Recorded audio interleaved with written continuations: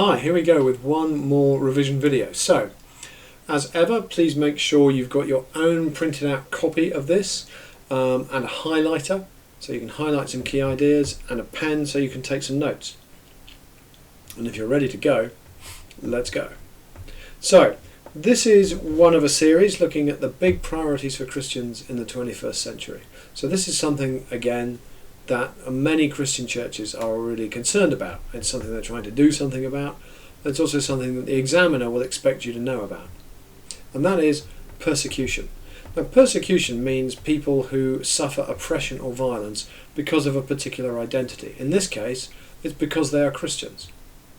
And I think one of the things that we often struggle to understand in the UK or in other Western countries like the US is that in some countries religion is so important that if people don't belong to the right religion or to a religion that is connected to that country's heritage, then they can often find themselves inviting violence or repression. The law might be in such a way that it is prejudiced against them, so maybe you can't get certain jobs if you belong to a certain religion, or you can't get certain forms of help from society.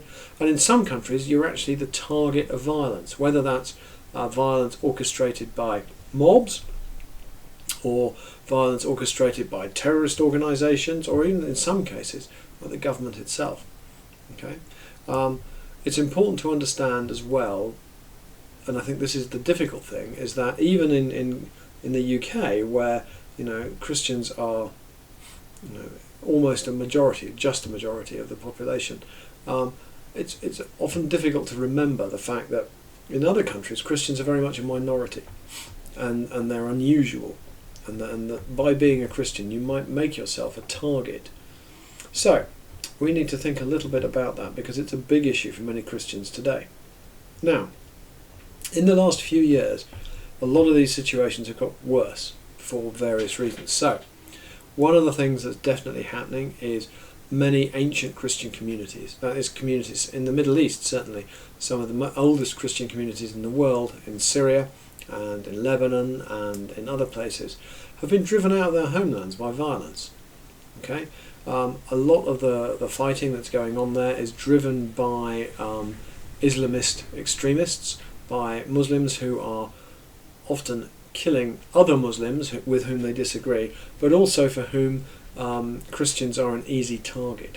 So this has particularly affected Christians in Syria, in Nigeria, and to a greater or lesser extent in other places in the Middle East. So in those cases that can literally mean people taking military action against Christian communities, suicide bombings of churches, assassinations of Christian clergy, and massacres carried out in churches, so people just going in and machine gunning a church. Now in those situations it's very, very difficult for those communities to maintain, to keep going. And often those communities often find themselves moving away from those places. In some other countries we find there are laws that limit the religious freedom.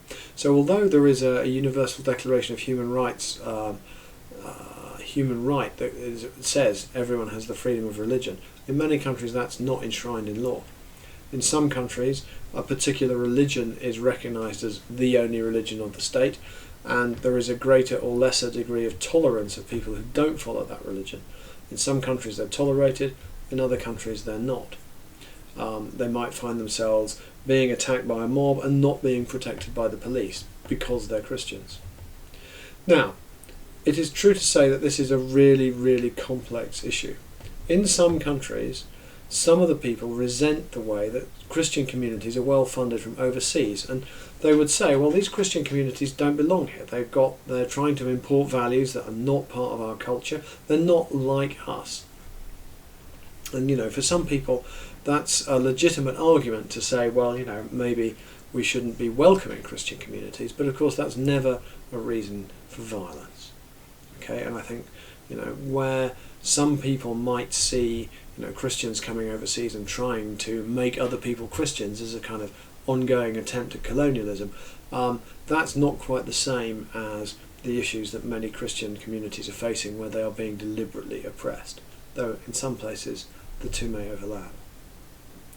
I think it's important to remember that many Christians are trying to do something about this. They try very hard to support Christians in those persecuted communities, to give them money to help them rebuild, to train their clergy, to support them, and in some cases to kind of give them the opportunity of somewhere safe to run to when they need it. So it's worth remembering the fact that while we see kind of Christianity as a political force rising in certain parts of the world, particularly say America, it's also the case that Christianity is almost being targeted as an identity in other parts of the world as well.